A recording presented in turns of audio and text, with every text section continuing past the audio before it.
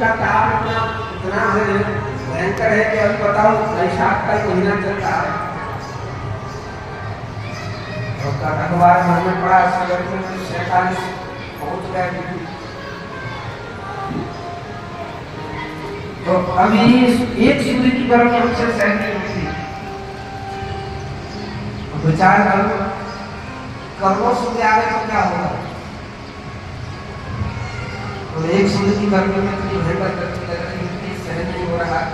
और जब करोड़ों सूर्य आ जाएंगे तो सृष्टि को नष्ट कर देंगे, सर्वनाश हो जाएगा। तब गोमय पिंडम।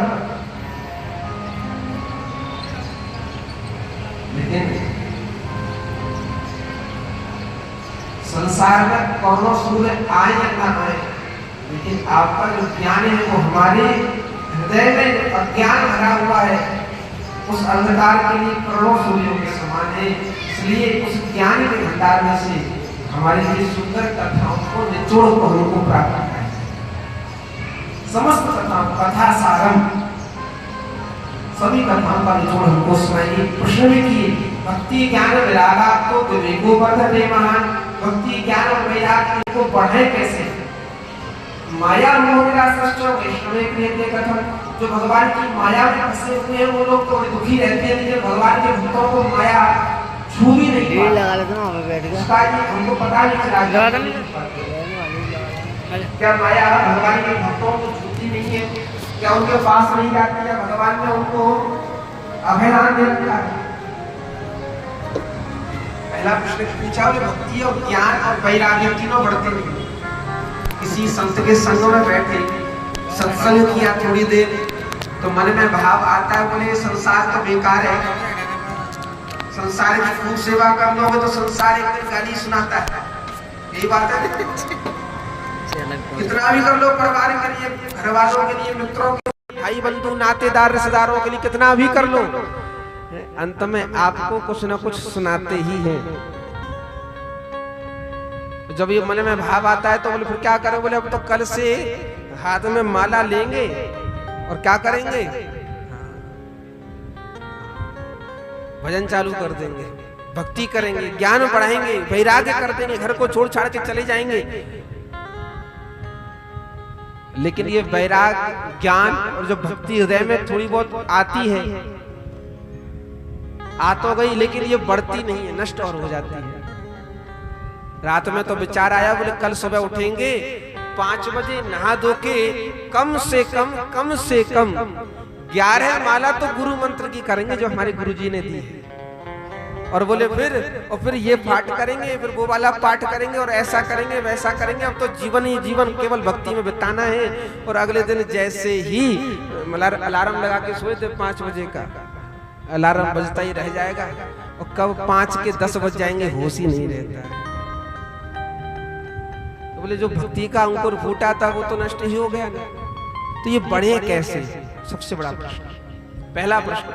दूसरा बोले माया से छुटकारा भगवान के भक्त कैसे पा लेते हैं। और ये घोरे कलौ प्रायः जीवश्चासुरतांगतः। इस कलकाल में जितने भी मनुष्य हैं ये मनुष्य ही राक्षस बन गए। देखिए इस समय चल रहा है कलयुग।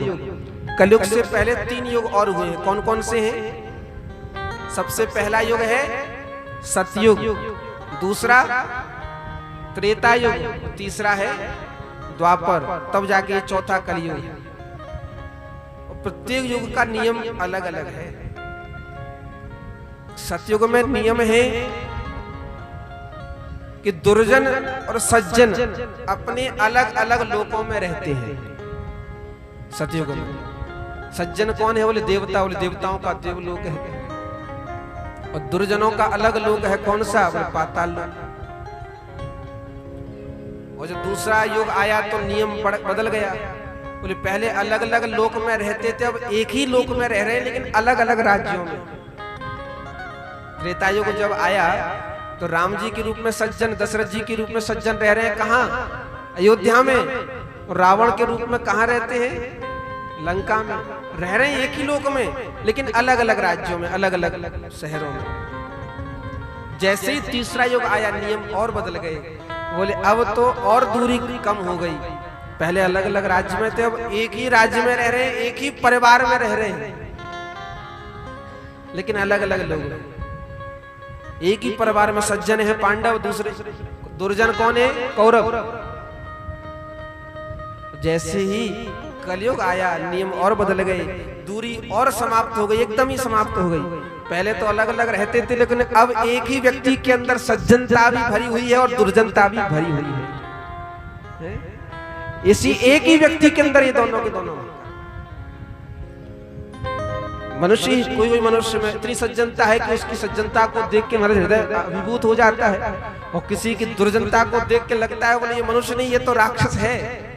तो यह घोरे कलौ प्राय जीवश्चा सुरतांगता क्लेशाक्रांतस्य तस्यैव शोधने किं परायण। इस घोर कल काल में जीव असुरता को प्राप्त हो रहा है, इनके उद्धार का उपाय बतलाइए। और सबसे अंतिम प्रश्न पूछा है कि श्रेयसां यद भवत् श्रेय पावनानां च पावन कृष्ण प्राप्तिकरं शाश्वत साधनं तद्वदाधु।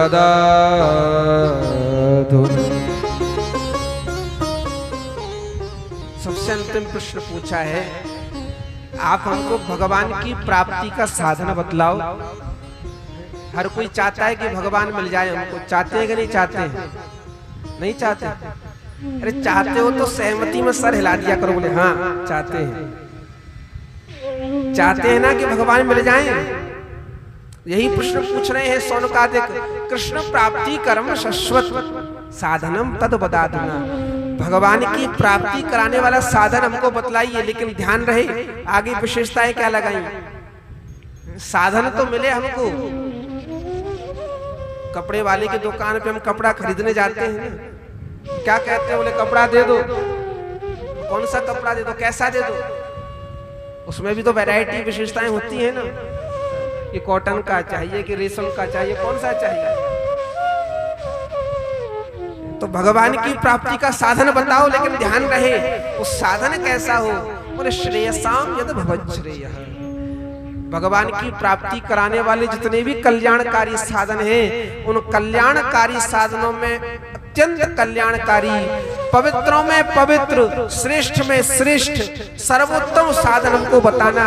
और ऐसा साधन बताओ, ऐसा साधन जिससे सदा सर्वदा के लिए भगवान हमारे हो जाएं और हम भगवान के हो जाएं। ऐसा साधन मत बताना। आपने बतलाया कि ये उपाय कर लो भगवान मिल जाएंगे, भगवान आए दर्शन दे के चले गए। हमको तो भगवान सदा सर्वदा के लिए अपने चाहिए। जैसे इतना सुना, सुनते ही गदगद हो गए सूत जी महाराज।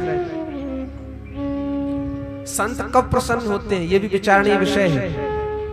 संत के पास जाके ये कहोगे महाराज मेरे बेटा को ब्याह ना हेरो, मेरो व्यापार नहीं चल रहे हो, मेरो ये ना हेरो, वो ना हेरो, संत दुखी अवश्य होते हैं। कोई बात नहीं, व्यक्ति कष्ट में है तो उपाय भी बतला देते हैं। लेकिन सबसे ज्यादा प्रसन्न संत तब होते हैं जब कोई जीव आके उनसे कहे बोले भगवान की प्राप्ति का साधन बताओ गुरुदेव। तो ऐसे भक्त को देखकर संत अवश्य प्रसन्न होते हैं। ऐसे संत सूत जी प्रसन्न हुए।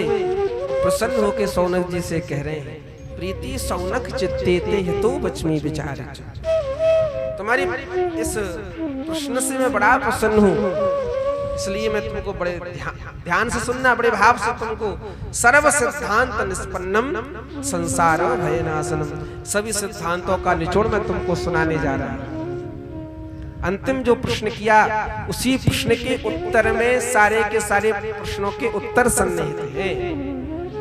जिस प्रकार से हाथी का जो पांव होता है ना, कहावत है हाथी के पांव में सबके पांव आ जाते हैं, इतना बड़ा होता है।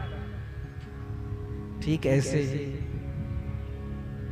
मेरे अंतिम जो आपने प्रश्न किया उसके उत्तर में सभी प्रश्नों के उत्तर सन्निहित हैं। अंतिम प्रश्न क्या था? भगवान की प्राप्ति का साधन। तो भगवान की प्राप्ति का तो संसार में केवल एकमात्र साधन बतलाया गया है, केवल एकमात्र। भगवान मिलेंगे तो केवल इसी साधन से। और ये साधन क्या है? तो बोले बारी मथे घृत होय बरु सिकता ते बरुते। वारी कहते हैं जल को। माताएं बैठी हैं घर में, जब मथानी चलाते हैं, दही मथते हैं तो क्या निकलता है? क्या निकलता है? मक्खन निकलता है, उससे फिर घी बनता है। और अगर केवल पानी को मथोगे तो घी निकल जाएगा क्या? निकल जाएगा। लेकिन गोस्वामी जी कह रहे हैं कि बारी मथे घृत होय बरु सिकता ते बरुते। पानी मथने पर कोई तेल घी निकाल देवे, पानी को अगर कोई मथेगा और उससे घी निकल जाएगा तो मैं मान लूंगा। कोई रेत के कणों को पीस के उनसे तेल निकाल देगा तो भी मैं मान जाऊंगा। असंभव है ये कार्य। गोस्वामी जी कह रहे हैं अगर ये कार्य भी हो जाएंगे तो मैं मान लूंगा, लेकिन बिनु हरि भजन न भवतरियो यह सिद्धांत अपि। बिना भजन के, बिना भक्ति के भगवान मिल जाएंगे, इस ये कदापि नहीं हो सकता, संभव ही नहीं है, असंभव है। यह सिद्धांत अपेल अकाट का सिद्धांत है, कोई काट नहीं सकता है। तो भगवान कैसे मिलेंगे? अभी बतलाए ना, बोले भजन करने से।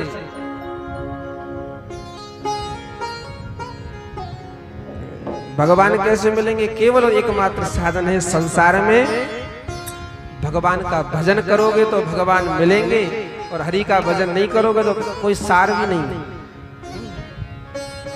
इसलिए तो बड़ा सुंदर भाव गाया गया है कि हरि का भजन करो,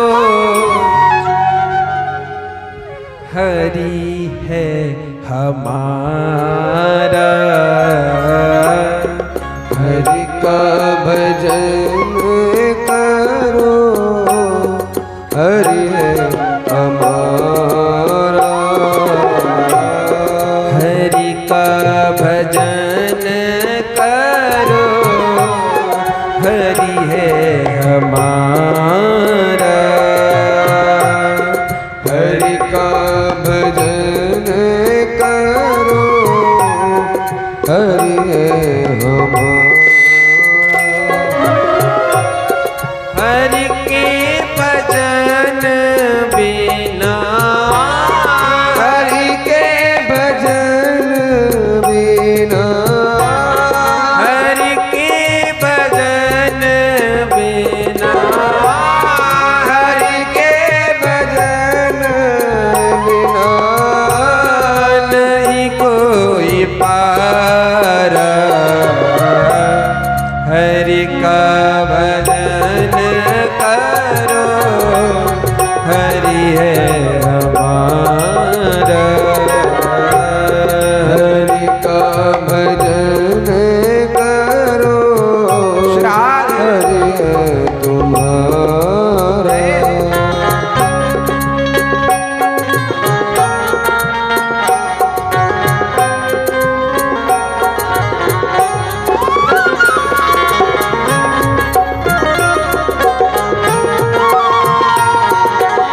बड़े भाव से दोनों हाथों से ताली सेवा करते हुए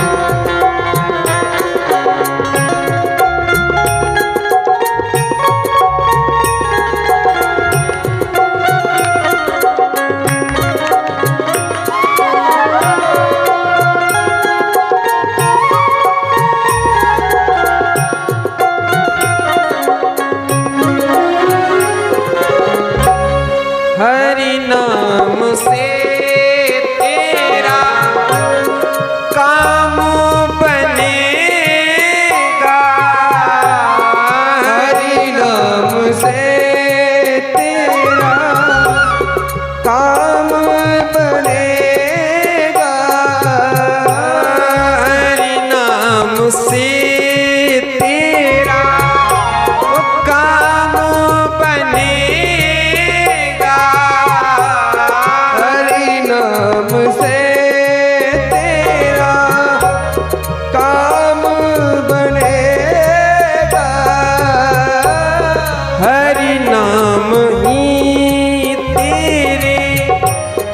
साथ चलेगा। हरि नाम ही तेरे साथ चलेगा। हरि नाम लेने वाला, हरि नाम लेने वाला, हरि नाम लेने वाला, हरि नाम लेने वाला, हरि का है प्यारा, हरि का भजन करो, हरि है हमारा। हरि का भजन करो, हरि है हमारा।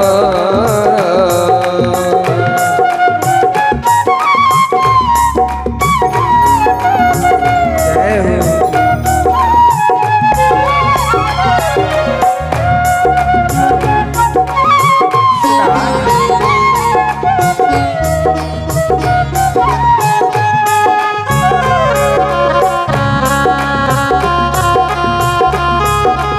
भाव से मस्ती में झूमते हुए गाइए।